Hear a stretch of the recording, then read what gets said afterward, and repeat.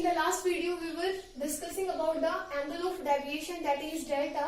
Here you can see that अगर आप incident ray के पाथ को अगर ओरिजिनली प्रोड्यूस कर देते हो, अगर दैट मीन्स यहाँ पे अगर डेंसर मीडियम नहीं होता तो ओरिजिनली इसको ऐसे जाना चाहिए था, तो ऐसे ना जाके नॉर्मल की तरफ क्या हो गई है, बैंड हो गई है, और ये आपकी एमरजेंट रे है। तो एमरजेंट रे के पाथ को अगर पीछे की तरफ प्रोड्यूस कर देते हो और इंसिडेंट रे के अगर ओरिजिनल पाथ को आप प्रोड्यूस कर देते हो, तो इन दोनों के बीच में एक एंगल बन जाता है। That angle is known as angle of deviation, that is delta. कैसे डिफाइन कर सकते हो एंगल ऑफ डेविएशन को? It is the angle through which the incident ray has been deviated through its original path. मतलब original path से आपके incident ray क्या हो चुकी है, डेविएट हो चुकी है। This is the measurement of angle of deviation of the incident ray. Now the next topic is dispersion of white light. So students, what do you understand by the word dispersion? Dispersion का मतलब क्या है? Dispersion means splitting. That means splitting of white light. तो क्या splitting of white light possible है? मतलब white light को split कर देना, क्या मतलब है इसका? देखो, जो भी हमें लाइट जो सन से मिल रही है दैट अपीयर्स एज व्हाइट, हमें कैसी नजर आती है, व्हाइट अपीयर होती है, लेकिन क्या वो रियली में व्हाइट है? This was studied by the famous scientist sir Isaac Newton. I hope you have heard about the Newton. So he did an experiment and he found that white light जो है that consists of 7 colors. 7 colours. और उसके लिए क्या किया था उन्होंने, एक एक्सपेरिमेंट किया था। वो एक्सपेरिमेंट क्या था, उन्होंने क्या किया, एक प्रिज्म लिया, आप यहाँ पे देख सकते हो, अभी हमने डिस्कस किया था glass prism. This is also an glass prism. तो ग्लास प्रिज्म के ऊपर क्या किया उन्होंने, एक व्हाइट लाइट को क्या कराया, फोल्ड कराया, और जब ये व्हाइट लाइट इस प्रिज्म से पास करती है तो यहाँ पे उन्होंने एक स्क्रीन लगाया, और स्क्रीन पे देखा कि जो ये व्हाइट लाइट थी जो हमें व्हाइट अपीयर होती है, स्क्रीन इस प्रिज्म से पास करने के बाद स्क्रीन के ऊपर यहाँ पे ये 7 कलर्स में क्या हो जाती है, डिवाइड हो जाती है। दैट मीन्स इस स्क्रीन के ऊपर एक व्हाइट कलर अपीयर ना होके यहाँ पे हमें 7 कलर्स अपीयर होते हैं। This is known as dispersion of white light. That means dispersion is the किस्मत बदल दी वेखी मैं जग बदलदा वेखिया मैं बदल दे वेखे। Dispersion is the phenomena of splitting of white light into 7 colors, and these 7 colors are violet, indigo, blue, green, yellow, orange and red.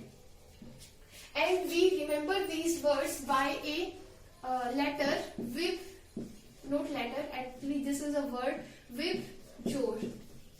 V for violet, I for indigo, B for blue, G for green, Y for yellow, O for orange and R for red. So this is the, we have to learn these words in this sequence only, and we can learn this sequence by this word V, I, B, G, Y, O, R.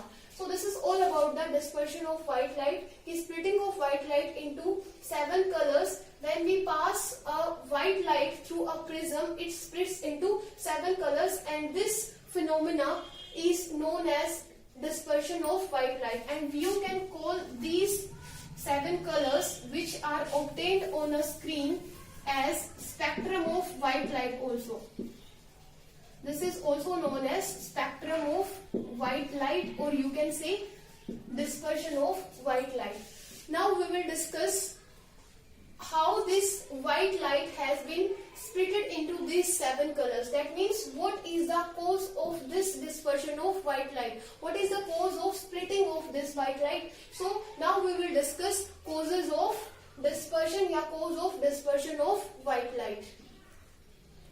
Causes of dispersion of white light. As I told you, what is the cause of this dispersion of white light into 7 colors? क्या ऐसा होता है जिसकी वजह से जो ये white light है जो हमें white appear होती है, जब हम उसको एक prism के थ्रू पास करवाते हैं तो वो 7 different colors में क्या हो जाती है, डिवाइड हो जाती है, स्प्लिट हो जाती है। सो वो हमें आज पढ़ना है कि causes of dispersion of white light या फिर cause of dispersion of white light क्या है, कि किस वजह से जो white light है वो 7 colors में विथ जोर में क्या हो गई है, डिवाइड हो गई है, वो हमें पढ़ना है।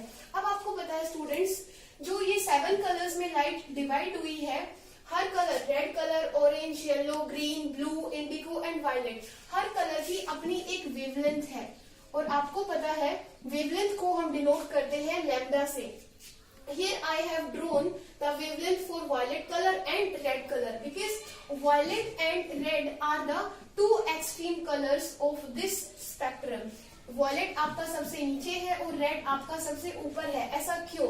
तो red color, orange colour, yellow colour सबकी अपनी अपनी एक इंडिविजुअल वेवलेंथ होती है। आपको पता है वेवलेंथ क्या है?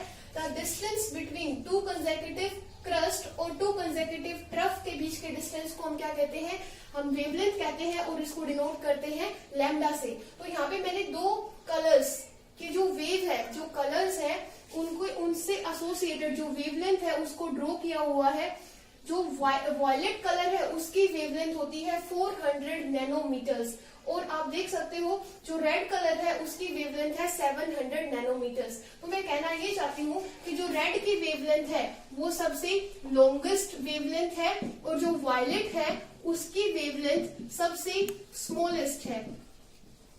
मतलब इन सातों कलर्स में से सबसे कम अगर वेवलेंथ होगी तो किसकी होगी? वायलेट की होगी और सबसे ज्यादा अगर वेवलेंथ होगी तो रेड कलर की होगी। आप यहाँ पे देख सकते हो रेड कलर के लिए जो दो क्रस्ट है उनके बीच का डिस्टेंस 700 नैनोमीटर्स है और वायलेट के लिए जो लैम्डा की वैल्यू है वो 400 है। इसीलिए जब व्हाइट लाइट प्रिज्म से जब पास होती है तो क्या होता है कि जो रेड कलर है जिसकी वेवलेंथ सबसे ज्यादा है वो सबसे पहले पास हो जाता है। या फिर अगर आप यहाँ इसको ऐसे समझो, अगर ये इंसिडेंट रे है, इसका अगर मैं ओरिजिनल पाथ अगर आगे की तरफ प्रोड्यूस कर दूं तो जो ये जो रेड कलर है उसके लिए जो एंगल ऑफ डेल्टा है, दैट मीन्स डेविएशन है, वो सबसे कम होगा। लेकिन जैसे से आप नीचे की तरफ जाओगे, मान लो ये है delta for violet, this is delta for red, तो आप यहाँ से देख सकते हो जो रेड के लिए जो डेविएशन है वो सबसे कम है और वायलेट के लिए जो डेविएशन है वो सबसे ज्यादा है।